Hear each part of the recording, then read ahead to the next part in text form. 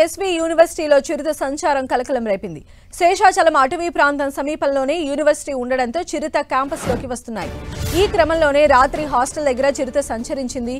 Hostel దగ్గర చిరుతను చూసిన విద్యార్థులు సెక్యూరిటీకి సమాచారం ఇచ్చారు. ఇటు చిరుత సంచారంతో విద్యార్థులు భయాందోళనలో ఉన్నారు.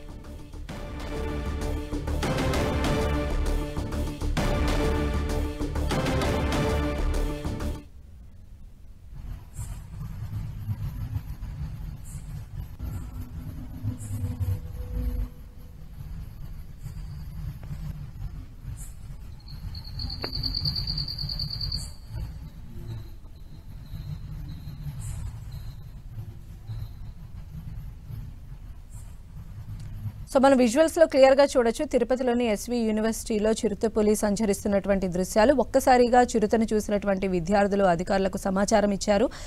సెక్యూరిటీ సిబ్బందికి సమాచారం ఇవ్వడంతో దీనికి సంబంధించి అధికారులు అయితే రెమెడీస్ ఆలోచిస్తూ ఉన్నారు. మరిన్ని అప్డేట్స్ కూడా తెలుసుకుందాం. మా ప్రతినిధి మురళి మనకు అందుబాటులో ఉన్నారు. మురళి, మీరు అన్నట్లుగా తిరుపతిలోని ఎస్వి వేదిక్ వర్సిటీలో గత రాత్రి చిరుత కలకలం రేగింది.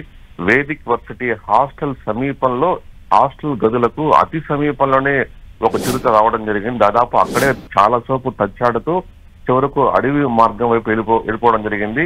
హాస్టల్ గదుల్లో ఉన్న కొంతమంది విద్యార్థులు తమ మొబైల్లో ఆ చిరుతను షూట్ చేశారు.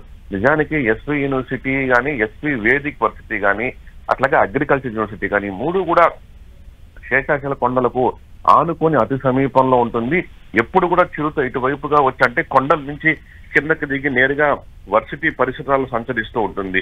మనం చూసిన గత నెలలో ఎస్వి యూనివర్సిటీ వద్ద ఇదే తరహాలో ఒక చిరుతను బోన్లో బంధించారు. అయితే ఇంకా చిరుతలు ఉన్నాయని అనుమానిస్తున్న నేపథ్యంలో ఒక్కసారిగా వేదిక్ యూనివర్సిటీ ఆవరణలో గత రాత్రి ఈ చిరుత సంచారం తీవ్ర కలకలం రేపింది. అయితే పిల్లలంతా కూడా ఒక్కసారిగా భయానికి పోయారు. స్థానిక సిబ్బంది కూడా సమాచారం ఇవ్వడం జరిగింది.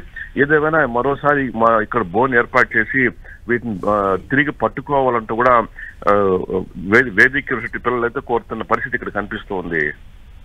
Okay, right Murali.